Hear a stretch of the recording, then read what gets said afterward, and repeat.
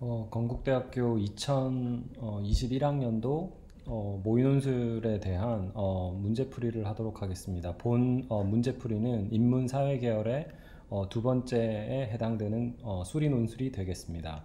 그 문제는 총 3문제로 이루어져 있고 첫 번째와 두 번째 문제의 경우는 작은 세부 문제를 2개씩 가지고 있습니다. 그래서 총 5개에 대한 문제풀이를 시작하도록 하겠습니다. 먼저 여러분들 첫 번째 문제를 보시면 이군이 그 자본금을 1억 원 가지고 있는데 이걸 이제 반복적으로 투자하는 상황을 설정하고 있습니다. 그래서 그 투자를 할 때 본인이 가지고 있는 돈의 절반을 위험한 자산에 투자를 하고 나머지 절반은 자산을 그대로 보유하는 형태를 띠게 됩니다. 투자를 한 뒤에 돌려받을 수 있는 돈은 일주일 뒤에 회수를 하게 되는데, 만약 그 투자한 기간 동안 호황이었으면 투자한 돈을 돌려받을 뿐만 아니라 투자한 만큼 더 받게 되고, 불황이었던 경우에는 투자 금액을 모두 잃어버리게 됩니다. 그래서 처음 투자를 시작한 후 구주가 경과되었다고 할 때 그동안 호황과 불황이 정확하게 반반이었다고 하면 이군이 받을 수 있는 투자 금액, 투자금과 회수한 금액의 최대값과 최소값을 구한 다음에 최대값에서 최소값을 뺀 금액을 답안으로 작성하셔야 됩니다. 그렇지만 그 호황과 불황의 순서는 저희가 알 수는 없고 임의적으로 발생이 된다고 설정하고 있습니다. 이 경우에 여러분들 한번 보시면 이군이 가지고 있는 총 자본금을 저희가 좀 일반적으로 이제 표기를 하기 위해서 A라고 표기를 하면 일주일 뒤에 수금을 하는데, 그 경기가 좋은 경우에는 투자를 할 때 절반만 한다고 그랬죠, 저희가. 그래서 A의 절반인 2분의 A만큼을 투자를 했을 경우인데, 이 경우에 투자한 금액도 돌려받고 투자한 만큼 다시 수익금이 생겨서 돌려받는 금액은 A가 되겠습니다. 반면에 경기가 나빴다고 하면 하나도 돌려받지 못하는 경우가 생기는데, 지금 이 위에 부분은 이제 그 투자한 금액에 관한 결과를 설정한 것이고, 밑에 잠시 보시면 이군은 항상 절반을 투자를 하기 때문에 경기가 좋았던 경우에는 위에서 나왔던 투자금과 수익금인 A에다가 투자를 하지 않았던 돈까지 합쳐서 2분의 3 곱하기 A가 총 자산이 될 수 있겠습니다. 경기가 나빴던 경우에는 반면에 투자한 원금을 회수하지 못하기 때문에 이군에게 남은 재산은 2분의 1 곱하기 A가 되겠습니다. 11주 후에는 모두 총 10번의 투자에 대한 결과를 가지게 되는데, 이 경우에 총 자본금 A에 대해서 2분의 3이 5번 곱해지고, 총 자본금에 대해서 역시 2분의 1이 반복돼서 곱해지게 됩니다. 왜냐하면 저희가 상정을 했던 게 총 투자금액, 투자한 기간 동안 호황과 불황이 반복적으로 일어나고 정확하게 반반 일어난다고 가정을 하고 있었기 때문에 원금이, 투자금이 저희는 총 자본금이 얼마인지는 알 수는 없지만 위에 지금 첫 번째 그 경기가 좋았을 경우와 나빴을 경우를 여러분들 한번 보시면, 총 자본금에서 좋은 경우는 총 자본금에서 2분의 3을 곱해야 되고 나쁜 경우에는 2분의 1을 곱해야 되는 거죠. 그래서 순서는 알 수 없지만 순서가 어떤 식으로 흘러가던 이군이 기대할 수 있는 11주 후의 결과는 1억에다가 2분의 1의 5승을 다시 곱하고 여기에 다시 2분의 3의 5승을 곱하는 형식이 되겠습니다. 그래서 계산을 정리를 하면 4분의 3의 5승이 되는데, 그래서 1억에 4분의 3 5승을 4분의 3의 5승을 곱하게 되면 총 2,400만 원 정도의 최종 자본금과 총 자본금과 수익금을 합산한 결과값이 됩니다. 근데 이 문제에서 핵심은 호황과 불황의 순서에 상관없이 총 원금에서 호황과 그 불황일 때 각각 우리가 기대할 수 있는 총 자본금의 액수가 단순하게 경기가 좋았던 시기에는 A를 총 자본금이 A였을 때는 2분의 3, 그렇지 않을 경우에는 A에다가 2분의 1을 곱한 값이 된다는 것입니다. 그래서 순서와는 상관이 없이 항상 1억 곱하기 2분의 1의 5승 다시 곱하기 2분의 3의 5승을 계산해야 되는 문제이기 때문에 A와 B가 같게 되어서 A에서 B를 빼게 되면 0이 되는 게 정답이 본 문제의 정답이 되겠습니다.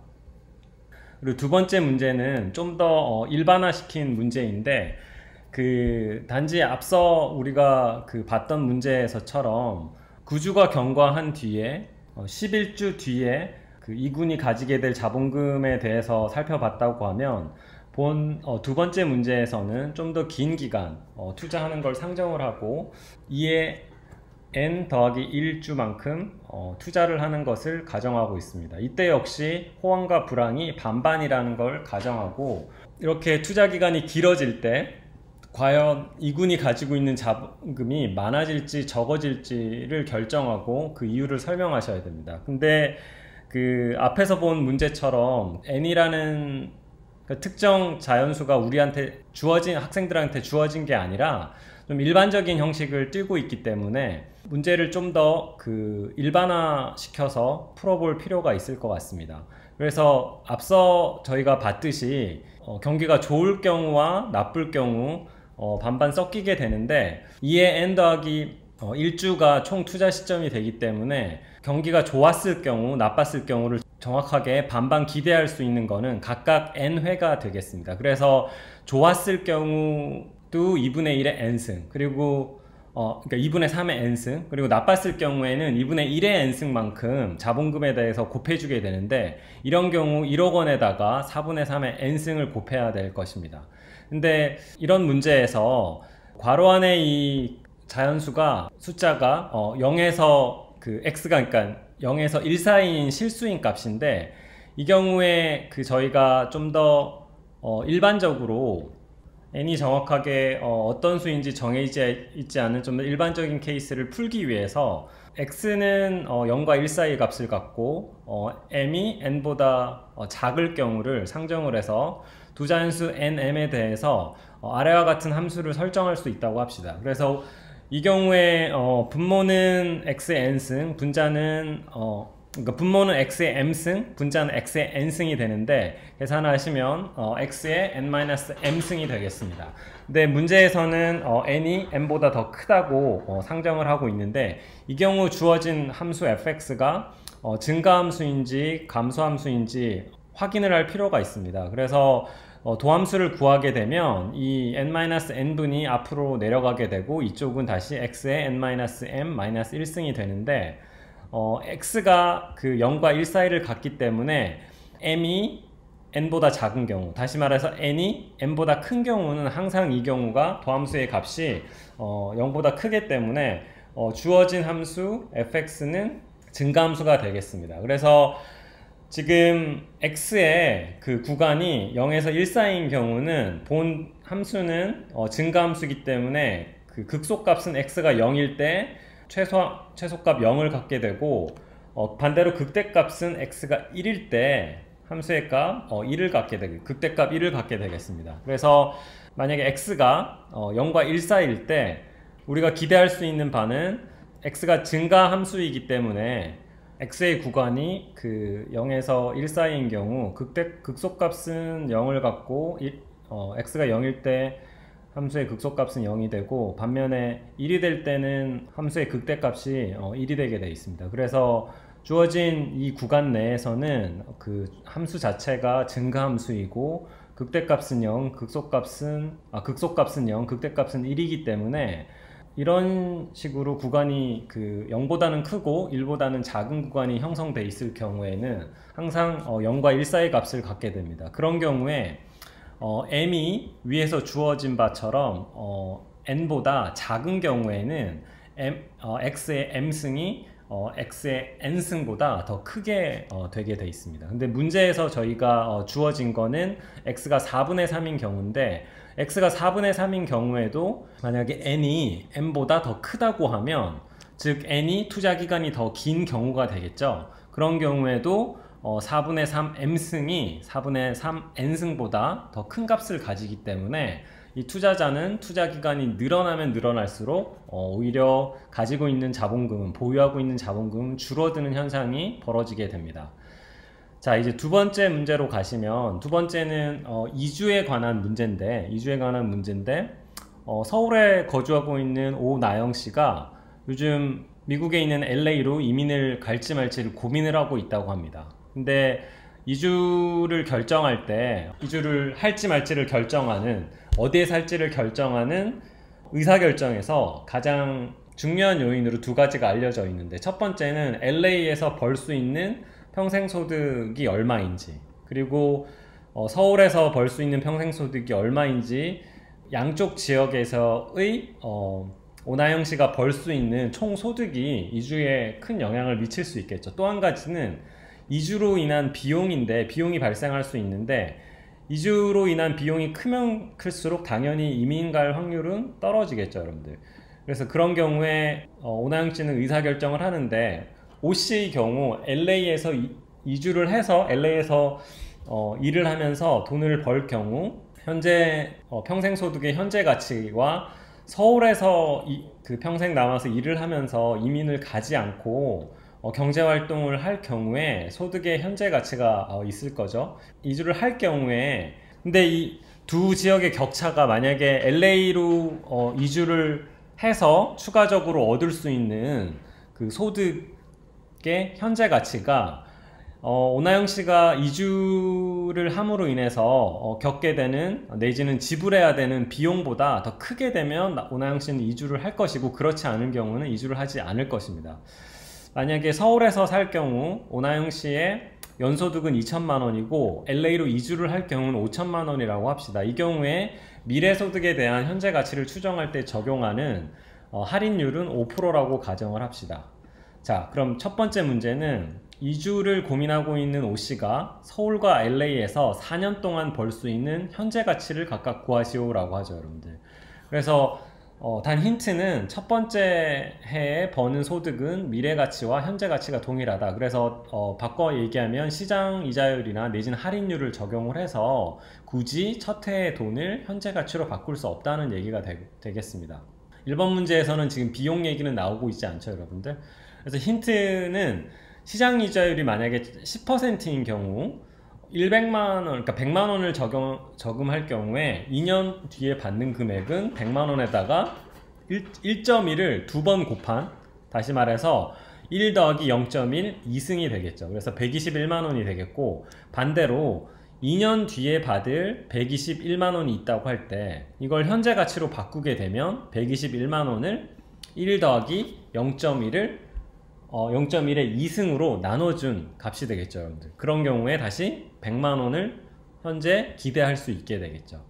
그래서 현재 가치로 바꾸는 간단한 힌트도 이제 문제에 주어져 있는 상황이고, 그리고 여러분들 그 수업 시간에 이제 교과 과정 속에서 배웠을 텐데 등비수열의 합의 공식이 되겠죠. 그래서 첫째 항이 A고 공비가 R인 경우 등비수열 AN의 첫째 항부터 n항까지의 합을 SN이라고 하면 이런 식의 공식으로 표현될 수 있겠죠. SN은 A 곱하기 1-R의 n승을 1-R로 나눠준 경우가 되겠죠. 그래서 서울에 거주할 경우 4년 동안 벌 수 있는 총소득의 현재 가치는 2천만 원, 2천만 원, 2천만 원, 2천만 원 이렇게 되겠죠. 근데 이제 첫 해 버는 소득에 대해서는 할인율을 적용을 해서 현재 가치로 바꿀 필요가 없어서 하지 않았고, 두 번째 해, 세 번째 해, 네 번째 해부터는 현재 가치로 바꿔줘야 된다는 거죠, 여러분들. 그쵸? 그래서 이걸 위에 그 등비수열의 공식에 적용을 해서 정리를 하게 되면 7,450만 원 정도가 서울에서 머무르면서 4년 동안 벌 수 있는 총소득의 현재 가치고, LA로 이주를 했을 경우에는 5천만 원을 매년 벌 수 있는데, 그 경우에도 동일한 할인율인 0.05를 적용을 해서 5%를 적용을 해서 계산을 하게 되면 1억 8,620만 원 정도의 계략적인 값을 구할 수 있겠습니다. 자, 이제 두 번째 문제는 두 지역의 소득 격차가 현격하게 나는데도 불구하고 오 씨는 이민을 가지 않기로 결정을 했는데, 이때 추정할 수 있는 이민과 관련된 비용의 최소값을 구하시오 라는 문제가 되겠죠. 그래서 오나영 씨가 경제활동을 할 수 있는 잔여기간은 30년으로 가정할 경우에 위에서 저희가 그 4년에 관한 총소득을 저희가 현재 가치로 계산한 그 공식을 그대로 적용을 하면 한국에서 머무를 경우에 30년 동안 벌어들일 수 있는 평생소득의 현재 가치를 이렇게 계산을 할 수 있을 것이고, 여러분들 문제에 나와 있는 이 등비수열과 관련돼서 그 계산기 없이 저희 쉽게 현재 가치를 계산할 수 있게 저희가 그 문제에서도 이제 힌트를 드리고 있는데, 본 문제를 풀 때 이용을 해서 여러분들 풀게 되면 비교적 수월하게 답을 구할 수 있을 것 같습니다. 그래서 이 경우에 이제 한국에 체류할 경우에 총소득의 이제 현재 가치는 3억 280만 원 정도가 계산이 되고, 반대로 LA로 갈 경우에는 8억 700만 원 정도로 총소득의 현재 가치를 추정할 수 있겠습니다. 근데 오나영 씨의 경우는 서울에 머무를 경우에 LA로 이주를 할 경우에 2천만 원이 아니고 매년 5천만 원을 연소득으로 기대할 수 있는데도 불구하고 이주를 하지 않았던 거죠. 이주를 하지 않았던 거는 서울에서 벌 수 있는 LA로 이주를 했을 경우에 기대할 수 있는 총소득의 현재 가치와 서울에 머무를 경우에 그 평생 벌 수 있는 총소득의 현재 가치의 그 격차보다 이주 비용이 더 컸기 때문에 이주를 하지 않았겠죠. 그래서 저희가 생각할 수 있는 거는, 다시 말해 LA로 이주를 했을 경우에 기대할 수 있는 총소득과 서울에 머물렀을 경우에 총소득의 격차, 이주로 인한 소득 증가가 되겠죠. 이 소득 증가가 이주 비용보다 작기 때문에 이주를 하지 않았을 것입니다. 이 경우에 우리가 그 최소 이주 비용을 계산을 하게 되면 그 총소득, LA에서의 총소득과 서울에서의 총소득을 뺀 그 격차가 될 것입니다. 그래서 계산을 해보면 약 4억 8,400만 원으로 추정되는데, 당연히 4억 8,400만 원보다 이주 비용이 더 큰 경우에 물론 이주하지 않고 서울에 체류를 하게 되겠죠. 근데 문제에서는 이제 최소값을 구하라고 했기 때문에 여러분들 답으로는 4억 8,400만 원을 작성하시면 될 것 같습니다. 마지막 이제 세 번째 문제는 수요함수에 관한 문제인데, 이북 시장을 가정하고 있습니다. 그래서 시장에는 총 100명의 소비자들이 존재하고, 이들 소비자들은 한 가지가 아니라 두 가지 그룹의 소비함수를 가진, 소비함수의 그 종류에 따라 두 가지 그룹으로 나눌 수 있다고 합니다. 첫 번째는 아래 에 나와 있는 그 가격에 대해서 반비례하는 소비를 가졌죠. 당연히 가격이 비싸지면 소비가 하락하는 형태를 띠는 일반적인 수요함수를 가진 소비자들 50명을 가정하고 있고, 두 번째는 좀 특이한 소비자인데, 가격이 10일상일 때는 이북을 전혀 소비하지 않다가 10 미만으로 떨어지는 경우 10권을 갑자기 구매하는 소비자들이 50명 존재하는 이런 식의 그 소비함수를 보이고 있습니다. 이런 경우에 가격이 10에서 9로 하락할 경우에 수요 탄력성을 구하는 것이 본 문제가 요구하는 것이 되는데, 일단 문제에서는 정확하게 그 수요 탄력성이 어떻게 정의가 되고 있는지 정확하게 말을 해주고 있습니다. 수요의 가격 탄력성은 가격 변화율 분의 수요량 변화율이 되겠습니다. 그래서 가격이 변할 경우에 수요량이 얼마나 민감하게 바뀌는지 나타내주는 지표가 되겠는데, 이 수요량 변화율 역시 또 한번 정의를 하면, 원래의 수요량이 분모에 가게 됐고 위는 변화된 수요량에서 원래의 수요량을 빼준, 즉 변화된 수요량이 되겠습니다. 가격 변화율 역시 기준점이 되는 분모에는 원래의 가격을 작성하셔야 되고, 위에 분자의 경우에는 변화된 새로운 가격에다가 원래 가격을 빼주시면 되겠습니다. 그래서 가격이 10일 때와 9일 때를 수요량과 가격 변화율을 각각 구해야지만 답인 수요의 가격 탄력성을 계산할 수 있는데, 우선 가격이 10일 경우에는 개개인 소비자의 함수에다가 10을 집어넣게 되면 한 명당 이제 이북을 10권씩 소비하는 형태를 띠게 되는데, 이런 소비자가 모두 500명 있기 때문에 이북을 500권을 소비하게 됩니다. 시장에서는. 근데 두 번째 형태의 두 번째 소비 형태를 띠고 있는 소비자들의 경우에는 가격이 10인 경우에는 이 위에 해당되고 전혀 소비를 하지 않게 됩니다. 그래서 가격이 10인 경우에는 전체 시장에서는 총 500권의 이북이 소비가 되게 되겠습니다. 가격이 반면에 9로 하락형, 1만큼 하락했을 경우에는 첫 번째 형태의 수요 함수를 가진 소비자들의 경우는 가격이 1만큼 하락했기 때문에 여기다 9를 대입하게 되면 11이 되겠고 50명이 존재하고 있기 때문에 550권, 즉 아까 500권보다는 50권 더 소비를 많이 하게 되겠죠. 반면에 두 번째 그 수요함수를 띈 50명의 소비자들은 10권 가격이 10인 경우에는 전혀 소비하지 않다가 10보다 아래인 가격이 9가 되었을 경우에는 갑자기 명당 10권씩 소비해서 총 500권의 책을 추가로 소비를 하게 되게 됩니다. 그래서 가격이 10에서 9로 떨어졌을 경우에 가격이 9인 경우에는 총 소비량이 1050권이 되겠습니다. 이 경우에 가격 변화율은 원래 가격에서 원가격 빼기 새로운 가격이 되겠죠. 그래서 0.1이 되겠고, 또 수요량의 변화율은 처음에는 500권만 소비하다가 이거는 500권은 기존 수요량이 되겠죠. 이 경우에 새로운 그 가격이 9인 경우에 시장 전체 소비량은 1050이 되겠고, 이렇게 해서 계산을 하게 되면 마이너스 1.1이 되겠습니다. 그래서 위의 공식에서 저희가 봤듯이 수요의 가격 탄력성을 계산하기 위해서는 위의 수요량 변화율, 즉 마이너스 1.1이 되겠고, 위에 가격 변화율을 분모에다가 여러분들 집어넣게 되면 0.1이 되겠는데, 계산을 하시면 본 문제에서 정의하고 있는 수요의 가격 탄력성 정의에 따라서 계산을 하시면 11이 정답으로 계산이 되어질 것입니다. 자, 그 건국대학교 모의논술 인문사회계 두 번째 섹션에 대한 풀이를 이것으로 마치도록 하겠습니다. 감사합니다.